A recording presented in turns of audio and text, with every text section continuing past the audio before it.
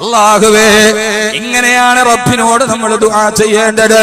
അല്ലാഹുവേ ജനിച്ച ഉടനെ എനിക്ക് കുടിക്കാൻ വെള്ളം തന്ന അല്ലാഹ്, അല്ലാഹുല്ലദീ അൻസല മിനസ് സമാഇ മാആ, അവനാണ് ആകാശത്ത് നിങ്ങൾക്ക് വെള്ളം ഒലിപ്പിച്ചു തന്നത്. പടച്ചവനെ കുടിക്കാൻ വെള്ളം മാത്രമല്ല കഴിക്കാൻ ഭക്ഷണം തന്ന അല്ലാഹ്. ഫഅംബതിനാ ഫീഹാ ഹബ്ബാ വൈനബ وقضبا وزيتونا ونخلا, ധാന്യമണികളിലെ കതിരുകളിൽ നിന്ന് ധാന്യമണികൾ ഉൽപ്പാദിപ്പിച്ചു തന്ന റബ്ബേ, ഈ നെൽപ്പാടങ്ങളിലെ നെൽകൃഷി എനിക്ക് ഭക്ഷണമാക്കി തന്ന അല്ലാഹ്. അഫറഅയ്തും മാ തഹറുസൂൻ അൻതും തസ്റഊനഹു അം നഹ്നു സാരിഊൻ, നിങ്ങളാണോ കൃഷി മുളപ്പിച്ചു തന്നത് അതെല്ലാം നഹ്നു സാരിഊൻ, ഞാനാണോ നിങ്ങളുടെ പാടങ്ങളിലെ കതിരുകളിലെ ധാന്യമണികളെ തന്നത്? അല്ലാഹു ചോദിച്ച ചോദ്യമല്ലേ? അല്ലാഹുവേ നീ എനിക്ക് ഭക്ഷണം തന്നല്ലോ റബ്ബേ. ഭക്ഷണം മാത്രമല്ല കഴിക്കാൻ എനിക്ക് പഴം തന്ന അല്ലാഹ്. അല്ലാഹുവേ വസ്സൈതൂന വറുമ്മാന മുത്തശാബിഹൻ ഗൈറ മുത്തശാബിഹ്, അല്ലാഹുവേ അത്തിപ്പഴത്തെ എനിക്ക് തന്ന അല്ലാഹ്, മുന്തിരിപ്പഴത്തെ എനിക്ക് കഴിക്കാൻ മുളപ്പിച്ചു തന്ന അല്ലാഹ്. എനിക്ക് വെള്ളവും പഴവും മാത്രമല്ല പടച്ചവനെ പഴത്തിന്റെ കൂടെ കുടിക്കാൻ എനിക്ക് പാലും തന്ന അല്ലാഹ്. وإن لكم في الأنعام لعبرا نسقيكم مما في بطونها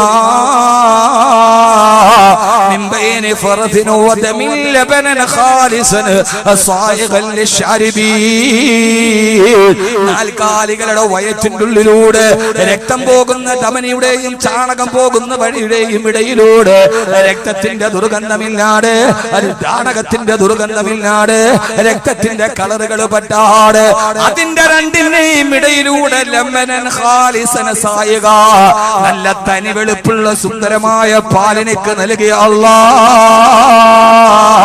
വെള്ളവും പഴവും പാലും മാത്രമല്ല പടച്ചവനെ അതിന്റെ കൂടെ എനിക്ക് ഊട്ടാൻ തേനൂട്ടി എന്നെ വളർത്തിയ അല്ലാഹ്. എന്റെ ഉമ്മയെക്കാളേറെ സ്നേഹത്തോടെ പാലും പഴവും തേനും നിന്ന് ഊട്ടി വളർത്തിയ എന്റെ ഉമ്മയെക്കാളേറെ സ്നേഹത്തോടെ എനിക്ക് കഴിക്കാൻ തേനും തന്ന അല്ലാഹ്. وأوحى ربك إلى النحل أن اتخذي من الجبال بيوتا ومن الشجر مما يعرشون, വൃക്ഷത്തിന്റെ കൊമ്പുകളിൽ നിങ്ങൾക്ക് കുടിക്കാൻ തേനിനെയും ഒരുക്കി തന്ന അല്ലാഹ്. പടച്ചവനെ നീ എനിക്ക് എന്റെ ഉമ്മയെക്കാളേറെ പാലും തന്ന് പഴവും തന്ന് തേനൂട്ടി വളർത്തി. ഇങ്ങനെ ഞാൻ വളർന്നു പോകുമ്പോ എന്റെ ജീവിതത്തിന് താങ്ങായി തണലായി എന്റെ സങ്കടത്തിലും എന്റെ സന്തോഷത്തിലും പങ്കാളിയാവാൻ എനിക്കൊരു സുന്ദരിയായ ഭാര്യയെ തിരഞ്ഞെടുത്ത് എവിടെ നിന്നോ കയ്യിലേൽപ്പിച്ച റബ്ബേ, വല്ലാഹു ജഅല ലക്കും മിൻ അൻഫുസികും അസ്വാജാ, അല്ലാഹു ആണല്ലോ ഒരു ഭാര്യ എന്റെ ജീവിതത്തിലേക്ക് നൽകിയത്.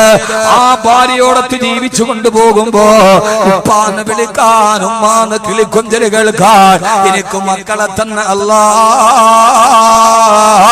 ലില്ലാഹി മുൽകുസ് സമാവാതി വൽ അർദ് യഹബു ലിമൻ യശാഉ ഇനാഥാ വയഹബു ലിമൻ യശാഉ ദുകൂർ, എനിക്ക് ആൺമക്കളെ തന്ന റബ്ബേ, എനിക്ക് പെൺമക്കളെ തന്ന റബ്ബേ, എനിക്ക് ആൺമക്കളെയും പെൺമക്കളെയും തന്ന റബ്ബേ. അല്ലാഹുവിനോട് ഇങ്ങനെ അവൻ ചെയ്തു തന്ന അനുഗ്രഹങ്ങളെ എടുത്തെടുത്ത് പറയണം മുഅ്മിനേ. എന്റെ പ്രിയപ്പെട്ട സഹോദരിമാരോട് വെറുതെ എന്തെങ്കിലും വാരിക്കോരി പറയാനല്ല.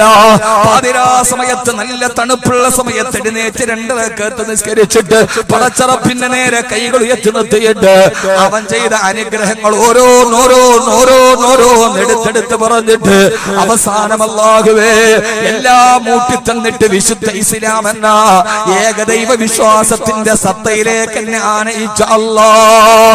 അല്ലാഹു യഹ്ദീ മൻ യശാ, പടച്ചവനെ അല്ലാഹുവേ ഏകദൈവ വിശ്വാസത്തിലേക്ക് എനിക്ക് ഹിദായത്ത് തന്ന അല്ലാഹ്. പടച്ചവനെ ഇതൊക്കെ ഇതൊക്കെ ഞാൻ ചോദിച്ചിട്ട് നീ എനിക്ക് തന്നതല്ലല്ലോ. പടച്ചവനെ, നിന്നോടല്ലാതെ എന്റെ സങ്കടം ഇനി ആരോട് പറയാ? നീ അറിയാതെ എന്റെ കാലിലൊരു മുള്ളുകൊള്ളില്ല റബ്ബേ. നീ അറിയാതെ ഒരു വിപത്ത് എനിക്ക് വരില്ല അല്ലാ.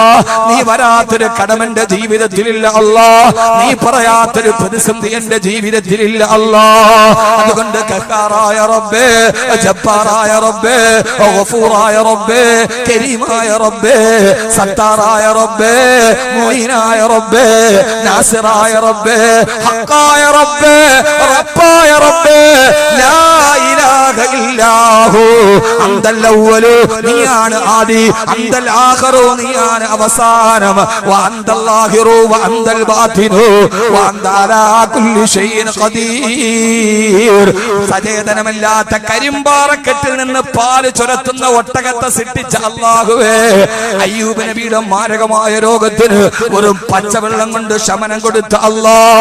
എന്റെ രോഗം ഏത് ഡോക്ടർ തള്ളിയാലും നിന്റെ മുമ്പിൽ പ്രശ്നമല്ല റബ്ബേ. അതുകൊണ്ട് അല്ലാഹുവിനോട് അവൻ ചെയ്ത നന്മകൾ എടുത്തെടുത്തെടുത്തെടുത്ത് പറഞ്ഞ് പടച്ച റബ്ബിനോട് പറയുക, അല്ലാ ഇനി ഞാൻ നിന്നോട് ചോദിക്കുകയാണ്, എന്റെ കണ്ണീരിനൊരു അറുതി വരുത്തണേ അല്ലാ. ഇങ്ങനെ അല്ലാഹുവിനോട് രാത്രിയിൽ എഴുന്നേറ്റ് തഹജ്ജുദ് നിസ്കരിച്ചിട്ട് നീ പറ, എന്റെ ജീവിതത്തിൽ ആത്മവിശ്വാസം ഉണ്ടാവും. അല്ലാഹു തൗഫീഖ് നൽകട്ടെ. ഇങ്ങനെ ആരെങ്കിലും ജീവിതത്തിൽ ഇതേവരെ ദുആ ചെയ്തിട്ടുണ്ട്? ഉള്ളവരൊന്ന് കൈ. ഇങ്ങനെ ഞാൻ പറഞ്ഞൊക്കെ എടുത്ത് പറഞ്ഞിട്ട് അല്ലാഹുവിനോട് ഇങ്ങനെ ദുആ ചെയ്ത ആളുകൾ ഒന്ന് മെല്ലെ ഒന്ന് കൈവക്കും. ആ മാഷാ അല്ലാഹ്. 1 2 ഖലീലും മിൻ ഇബാദിയ ശക്കൂർ. വളരെ കുറവാണ്. യഥാർത്ഥത്തിൽ ഉള്ള സമയത്തിൽ വെറുതെ വാരി വലിച്ച് പറയണില്ല. ഞാനൊരു വലിയ ഖുർആൻ പണ്ഡിതനൊന്നുമല്ല. പക്ഷേ എന്റെ ഒരു 18 വർഷത്തെ ജീവിതം ഈ ഖുർആനാണ്. ഇനി അങ്ങനെ തന്നെയാണ്. അല്ലാഹു സ്വീകരിക്കട്ടെ, അല്ലാഹു സ്വീകരിക്കട്ടെ, അല്ലാഹു സ്വീകരിക്കട്ടെ. സഹോദരങ്ങളെ, ഖുർആൻ 3-ാമത് അവതരിപ്പിച്ച അധ്യായമാണിത്. മൂടിപ്പുതച്ച് നിരാശയിൽ കിടന്നപ്പോ എഴുന്നേക്ക് നബിയെ, എഴുന്നേറ്റ്. എന്നിട്ട് അള്ളാടെ മുമ്പിൽ രാത്രിയിൽ, ചെറുപ്പക്കാരാ നീ ഇതൊന്ന് പ്രായോഗികമായി ചെയ്തു നോക്ക്. അള്ളാടെ മുമ്പിൽ കൈ നീട്ടി വെച്ചിട്ട്, പടച്ചോനെ നീ ഇതുവരെ തന്നത് എനിക്ക് കൃതാർത്ഥതയുണ്ടല്ലോ. അങ്ങനെയല്ലേ യഥാർത്ഥത്തിൽ ദുആ ചെയ്യേണ്ടത്? നമുക്കിപ്പോ ഒരാള് സാലിയാജിയാന്ന് വിചാരിക്കും, അല്ലെ MD പോയാ ചോദിക്കാതെ തന്നെ കുറെ തന്നു. എത്തിങ്ങാനേക്ക് പൈസ അങ്ങനെ ചോദിക്കാതെ തന്നെ ഇഷ്ടം പോലെ ഒരാൾ വാരി തന്നു എന്ന് വിചാരിക്കുക. അവസാനം ഒരു പ്രയാസം വന്നപ്പോ ഓടിപ്പോയിട്ട് അങ്ങനെ മുമ്പിൽ പോയിട്ട് പിന്നെ ഒരു 10 ലക്ഷം കടമുണ്ട്. ഓടി ചെന്ന് വേറെ വർത്താനം, അസ്സലാമു അലൈക്കും, എന്താ വന്നത്? പള്ളി കമ്മിറ്റിക്കാരില്ല, ഒരു 10 ലക്ഷം രൂപ കടമുണ്ട്, പെട്ടെന്ന് തരി. ആ മനുഷ്യൻ എന്താ പെട്ടെന്ന് പറയാ? അല്ല, ഇത്രയും നാള് ഞാൻ തന്നെ അല്ലേ തന്നെ, ഇനിയിപ്പോ നിങ്ങൾക്ക് വേറൊരാളോട് ചോദിച്ചൂടെ? എപ്പോഴും ഞാൻ തന്നെ തരാം. എന്നാൽ അതിന് വേറൊരു വശമുണ്ട്. ആ വശം ജാമിദ ടീച്ചർ ജാമിദ പറഞ്ഞ വശമല്ല. അള്ളാഹ്ക്ക് അങ്ങനെ ഒരു ആവശ്യവുമില്ല. അവിടെ ചെന്നിട്ട് അദ്ദേഹത്തിന്റെ വീട്ടിൽ കയറി ഒരു ചായയൊക്കെ ഇട്ടതൊന്ന് കുടിച്ച് നിങ്ങൾ ഇരുത്തി. എന്നിട്ട് പറഞ്ഞു, ഹസനിയ യത്തീങ്ങാന ഇവിടെ വന്ന കാലം മുതൽ അതിനെ ഏറ്റവും കൂടുതൽ സഹായിക്കണം നിങ്ങളാണ്. അതിന്റെ ഓരോ ഘട്ടത്തിലും നിങ്ങളുടെ ഓരോ പ്രാതിനിധ്യമുണ്ട്. ആദ്യം അത് വെക്കണ സമയത്ത് ഫൗണ്ടേഷൻ ഇട്ടെന്ന് നിങ്ങളാണ്. അവസാനം അതിന്റെ കെട്ടിടം പൂർത്തിയാക്കാൻ പറ്റാതെ വന്നപ്പോ അന്ന് നിങ്ങൾ 1 ലക്ഷം രൂപ തന്നു. പിന്നെ നമ്മൾ 2ാമത്തെ കെട്ടിടം തുടങ്ങിയപ്പോ അന്ന് നിങ്ങൾ 1 ലക്ഷം തന്നു. ഏതൊക്കെ പ്രതിസന്ധി ഘട്ടമുണ്ടോ ആ സമയത്തൊക്കെ ഞങ്ങളുടെ ഒരു ആശയും പ്രതീക്ഷയും നിങ്ങളിലായിരുന്നു. അൽഹംദുലില്ലാഹ്, നിങ്ങൾ അതൊക്കെ ഞങ്ങൾ ചോദിക്കാതെ തന്നെ അറിഞ്ഞ് ചെയ്തിട്ടുണ്ട്. അൽഹംദുലില്ലാഹ്, അല്ലാഹു നല്ല പ്രതിഫലം തരട്ടെ. ഇപ്പൊ വളരെ ഒരു പ്രതിസന്ധിയിലാണ് നമ്മുടെ സ്ഥാപനം ഉള്ളത്. അതുകൊണ്ട് നിങ്ങൾ എന്നും താങ്ങത്തണലുമായി ചോദിക്കാതെ ഞങ്ങളെ സഹായിച്ച നിങ്ങൾ ഇപ്രാവശ്യം കൂടി ഞങ്ങൾക്ക് ഇതിനകത്തൊന്ന് സഹകരിക്കണമെന്ന് പറഞ്ഞാൽ ആ മനുഷ്യൻ എന്താ പറയാ? അദ്ദേഹം പറയാ, അൽഹംദുലില്ലാഹ്, ഇത്രയും നാൾ ഞാൻ തന്നെ നിങ്ങൾക്ക് ആ ശുക്രനോടുണ്ടല്ലോ, ഞാൻ ചോദിക്കാതെ തന്നെ തന്നപ്പോ അതിന്റെ ഒരു നന്ദി നിങ്ങൾക്കുണ്ടല്ലോ. ഒരു പ്രതിസന്ധി വന്നപ്പോ നിങ്ങൾ ഓടി വന്നത് എന്റെ അടുക്കലാണല്ലോ. ഇൻഷാ അല്ലാഹ് ഞാൻ ഉള്ളത് കൊണ്ട് സഹായിക്കാം. അതല്ലേ പറയാ. ഇന്ന് വരെ യജമാനനായ അള്ളാഹുവിനോട് നമ്മൾ ദുആ ചെയ്തിട്ട് ഉസ്താദെ സ്വീകരിക്കണില്ല, നിങ്ങൾ ഈ പറയണൊക്കെ തഹജ്ജുദൊക്കെ ഞാൻ നിസ്കരിച്ചു നോക്കി, പക്ഷെ എന്റെ ദുആ സ്വീകരിക്കണില്ലെന്ന് പറഞ്ഞാൽ ദുആയുടെ ശൈലി എന്താ? അറബി പറഞ്ഞാലും അൽഹംദുലില്ലാഹി റബ്ബിൽ ആലമീൻ, സർവസ്തുതിയും അല്ലാഹുവേ നിനക്കാണ്. അല്ലാഹുമ്മ സ്വല്ലി അലാ സയ്യിദിനാ മുഹമ്മദിൻ വഅലാ ആലി സയ്യിദിനാ മുഹമ്മദ്. നിന്നെ ഞങ്ങൾക്ക് പരിചയപ്പെടുത്തി തന്ന, നിന്റെ ശക്തിയെ കുറിച്ച് ഞങ്ങളോട് പറഞ്ഞു തന്ന, നിന്റെ ഔദാര്യത്തെ ഞങ്ങൾക്ക് പരിചയപ്പെടുത്തി തന്ന, നിന്റെ കരുണയെ കുറിച്ച് ഞങ്ങളോട് വാ തോരാതെ പറഞ്ഞു തന്ന നീയാണ്. നിന്റെ അടിമകളോട് നിനക്ക് വലിയ കരുണയുള്ളവനാണെന്ന് ഞങ്ങളോട് ജീവിതം മുഴുവനും പറഞ്ഞു തന്ന ഞങ്ങളുടെ ഹബീബായ നബി മുഹമ്മദ് മുസ്തഫ സല്ലല്ലാഹു അലൈഹി വസല്ലമയെ ഞങ്ങൾ ഉപകാരത്തോടെ ഓർക്കുകയാണ്, സ്വലാത്ത് ചൊല്ലുകയാണ്. അല്ലാഹുവേ അല്ലാഹുമ്മ ശ്ഫി അംറാദന, ഞങ്ങളുടെ രോഗത്തെ നീ ശിഫയാക്കി തരണേ അല്ലാഹുവേ. ഇതാണ് ദുആയുടെ ശൈലി. അതുകൊണ്ട് എന്റെ സഹോദരങ്ങളോട് സഹോദരിമാരോട് എന്നോട് ആലിമീങ്ങളോട് എല്ലാവരോടും ഈ ഖുർആന്റെ ഒരു ശൈലി, നിസ്കരിക്കീൻ, കൈ പൊക്കീൻ, എന്നിട്ട് പടച്ചറപ്പിനോട് വാരിക്കോരി തന്ന അനുഗ്രഹത്തെ കുറിച്ച് വാചാലമായിട്ട് പറയും. പടച്ചോനെ, ഇത്രയൊക്കെ തന്നിട്ടും ഒരു നന്ദി ഞാൻ ഇന്നുവരെ ചെയ്തിട്ടില്ല അല്ലാഹുവേ, എന്നിട്ട് നീ തന്ന അനുഗ്രഹം എന്നിൽ നിന്ന് നീ പിടിച്ചുകൊണ്ട് പോയിട്ടില്ല അല്ലാഹുവേ, എന്നോട് എനിക്ക് ശുക്റുണ്ട് അല്ലാഹ്. പടച്ചോനെ, വലിയൊരു പ്രതിസന്ധിയിലാണ് ഞാൻ. നടക്കൂലേ? നടക്കൂലേ? ഒരു വിശ്വാസമില്ല, നടക്കും. പക്ഷെ നമ്മുടെ ഹൃദയത്തിൽ അത് പതിയാത്തത് കൊണ്ടാണ്. അള്ളാഹു നമുക്ക് തൗഫീഖ് നൽകി അനുഗ്രഹിക്കുമാറാകട്ടെ. അതുകൊണ്ട് ചെറുപ്പക്കാരെ, ചെറുപ്പക്കാരികളെ, യുവാക്കളെ, നമ്മുടെ ജീവിതത്തിന്റെ ഏറ്റവും വലിയ ഒരു മുഖമുദ്രയായി ചിലപ്പോ 2 മണിക്കൂർ വെള്ളം തരും.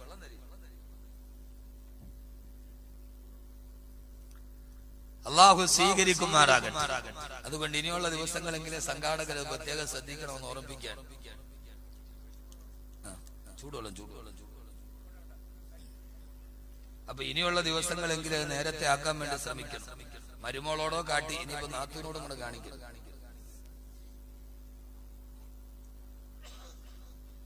അള്ളാഹു സ്വീകരിക്കും.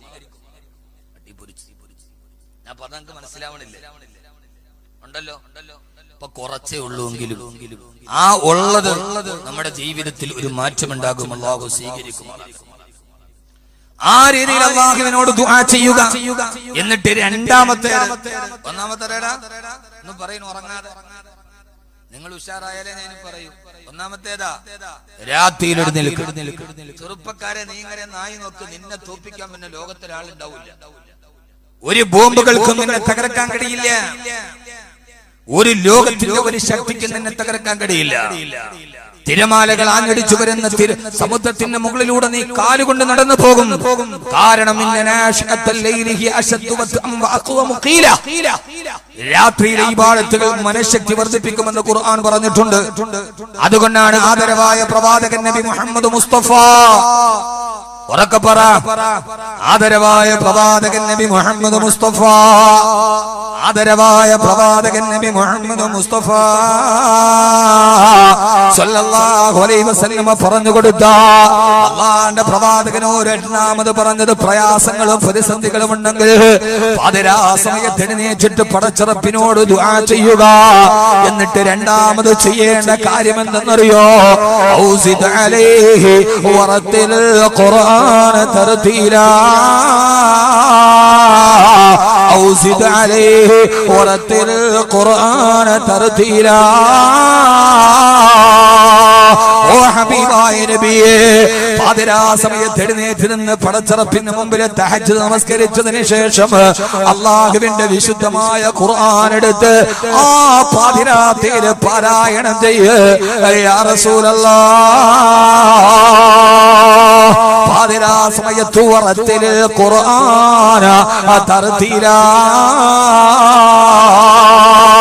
പാതിരാവിന്റെ നിശബ്ദതയിൽ ഖുർആൻ ഓതുക. പകല് നമ്മൾ ഖുർആൻ ഓതാറുണ്ട്, തഹജ്ജുദ് നമ്മൾ റമദാനിൽ ഖുർആൻ ഓതാറുണ്ട്, ഓരോ വിശേഷ സമയങ്ങളൊക്കെ ഒഴിവ് കിട്ടുമ്പോൾ നമ്മൾ ഖുർആൻ ഓതാറുണ്ട്.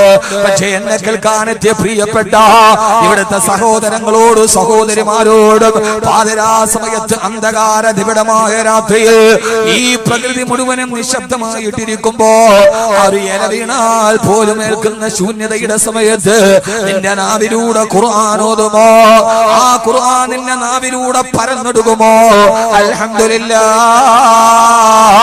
അല്ലാഹുവിന്റെ സഹായം നിന്റെ ജീവിതത്തിലേക്ക് വന്നെത്തും. ചെറുപ്പക്കാരാ, പാതിരാ സമയത്ത് തഹജ്ജുദ് നമസ്കരിക്കുക മാത്രമല്ല, അതൊരു ലഹരിയായി പടർന്നു കയറുമ്പോ, അത് നമ്മുടെ ജീവിതത്തിന്റെ ഒരു ലഹരിയാകുമ്പോ പിന്നെ വേദനകൾ നമ്മൾ തിരിച്ചറിയില്ലല്ലോ. ഇന്ന് നമ്മുടെ പ്രണയം നമ്മുടെ ലഹരിയാകുമ്പോ, കാമുകിയെ കുറിച്ചുള്ള ഓർമ്മകൾ നമ്മുടെ മനസ്സിൽ ലഹരിയായി പടർന്നു കയറുമ്പോ, 1000 ഓർമ്മകളുടെ ലഹരിയിലൂടെ കടന്നു പോകുമ്പോ, കഞ്ചാവുകളും ഉൽപ്പന്നങ്ങളും ഒക്കെ നമ്മളെ ലഹരിയിലോട്ട് കടന്നു പോകുമ്പോ, പച്ച മനുഷ്യനെ വെട്ടിയൊതുക്കുന്ന കൊലപാതക പരമ്പരകളുടെ ഇടയിൽ പോലും ലഹരിയാണ് അടിസ്ഥാനമെന്ന് വാർത്താമാധ്യമങ്ങൾ നമ്മളോട് പറയുമ്പോ, മലയാളത്തിന്റെ മനസാക്ഷി മുഴുവനും ഞെട്ടിത്തെരിച്ചു നിൽക്കുമ്പോ, പക്ഷേ ഒന്നുകൂടി പറയാനുണ്ട്. പാതിരാ സമയത്ത് ബാങ്ക് വിളിക്കാൻ ഒരു പള്ളിയുടെ മുറിയിൽ കിടന്നിറങ്ങുന്ന ഒരു പാവപ്പെട്ട മുസ്ലിമിന് തുണ്ടമായി വെട്ടിമുറുക്കിയപ്പോ എന്തുകൊണ്ടാണ് പൊതുബോധം ഉണരാതെ പോയത്? 8 വയസ്സുള്ള ഒരു കുഞ്ഞിനെ പിടിച്ചുകൊണ്ടുപോയി കഴുത്തറുത്തു കൊണ്ടപ്പോ, മനോരോഗി എന്ന ഓമന പേര് കൊടുത്ത് മറുഭാഗത്തേക്ക് മാറ്റി നിർത്തിയപ്പോ എന്തുകൊണ്ടാണ് ഈ മനസാക്ഷിയുടെ പൊതുബോധം